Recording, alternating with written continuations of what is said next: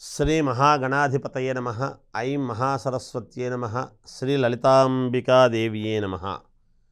కార్తీక మాసము సందర్భముగా ఈ 6వ తారీఖు అంటే గురువారం రోజు నుంచి గురువారం రోజు ఈ కార్తీక మాసములో మనము ఎటువంటి పూజలు చేస్తే, ఏ విధముగా మనము ఏమి చేసుకుంటే మనకు బాగా కలిసి వస్తుంది, ప్రతి వాళ్ళము మనము బాగుండాలి. మంచి కార్తీక మాసము చాలా ప్రశస్తమైనటువంటిది. ఇటువంటి ఉన్నతమైనటువంటి మాసములో మనము ఏ విధముగా నడుచుకుంటే మనకు మేలు జరుగుతుంది అనేటువంటి ప్రధానమైనటువంటి విషయం. కనుక ఈ గురువారము తిథి నక్షత్రము దీని పరముగా మనం ఒక్కసారి చూసుకున్నట్లయితే పార్వతీ పరమేశ్వరుల యొక్క అనుగ్రహము పరిపూర్ణముగా కార్తీక మాసములో ఉంటుంది. కాబట్టి అయితే మన నడవడిక, మనము చేసుకునేటువంటి విధానము, ఈ గురువారము నాడు ప్రాధాన్యత ఏమిటి? ఈరోజు ప్రాధాన్యత అంటే గురువారానికి గురువు అధిపతి. ఆ గురువు అధిపతి అనేటువంటి దాని వలన అందరి జాతకాలలో చిన్నవాళ్ల దగ్గర నుండి పెద్ద పెద్ద వాళ్ళ వరకు ఆ గురువు యొక్క అనుగ్రహము చాలా అవసరం. అయితే ఆ గురువు యొక్క అనుగ్రహము కలగటానికి, ప్రీతి చెందటానికి, తద్వారా మన కోరికలు, మనము అనుకున్నటువంటి పనులు నెరవేరటానికి ఏమిటి గురువు వల్ల వచ్చేటువంటివి? గురువు ఇచ్చేటువంటి యోగాలు ఏమిటి అంటే, ఒక ఉద్యోగము కావాలి అని కోరుకునేటువంటి వాళ్లకు గురుబలం ఉందా లేదా? ఏ కోరికైనా సరే మీ కోరికలు నెరవేరాలి అని అనుకున్నప్పుడు దానికి గురుబలం కలిసి వస్తుందా లేదా అనేటువంటిది చూస్తాం.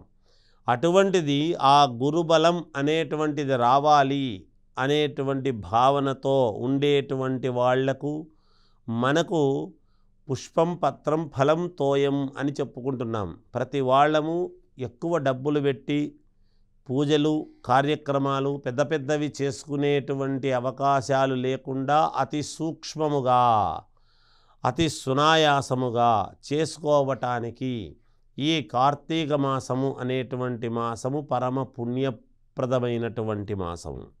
అందుకని ఈరోజు గనక మీరు చేసుకోవాల్సినటువంటిది ఏమిటి అంటే, గురుబలము బాగా పెరగాలి అంటే ఉద్యోగాలు కావాల్సినటువంటి వాళ్లకు ఉద్యోగాలు రావటము కానీ, లేదా మా పిల్లలకు చదువు, బుద్ధి, ప్రకాశకత్వము, జ్ఞానము పెరగాలి అనేటువంటి దాని వలన కానీ గురుబుద్ధిర్ విశేషితః అన్నాడు.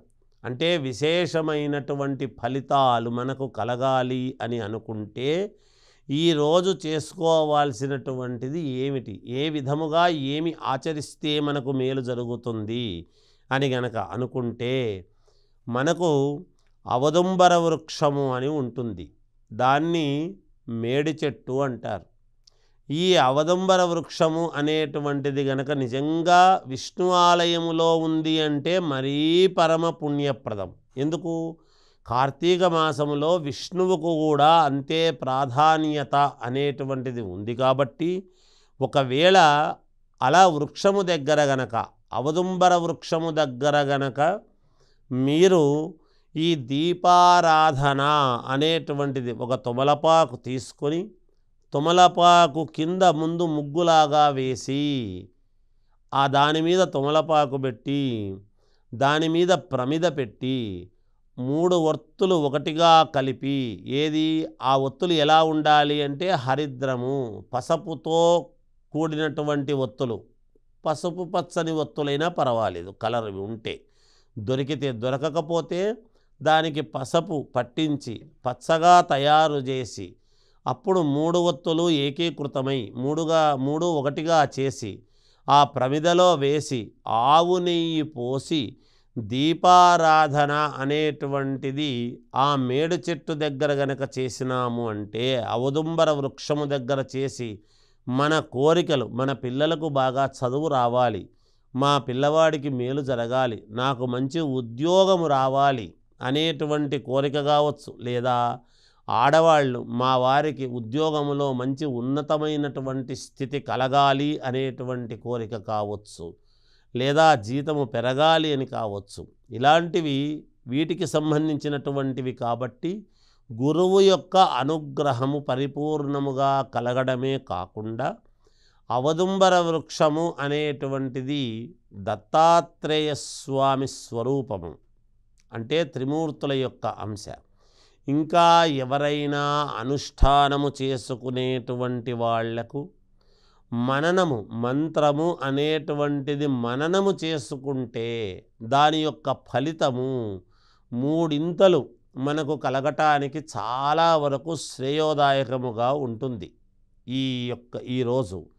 అటువంటి విధానముగా ఎవరైతే శ్రద్ధగా భక్తితో అవదుంబర వృక్షము దగ్గర గనక దీపారాధన అనేటువంటిది చేసుకుంటారో వాళ్లకు తప్పకుండా మీ జీవితాలలో మార్పు, మీ జాతక దోషాలు కొంతవరకు పోయి మేలు జరగడానికి 100% యోగవంతముగా మేలవుతుంది. ఈ కార్తీక మాసములో ఇది చెయ్యండి, తప్పకుండా ఈ విధముగా ఆచరించండి. అవదుంబర వృక్షము లేదు అనుకునేటువంటి వాళ్లకు అవదుంబర వృక్షము యొక్క ఆకులు అనేటువంటివి తెచ్చుకొని కానీ దేవాలయంలో వాటి మీద ఇది చేసిన పుణ్యప్రదమే అవుతుంది. జయోస్తు.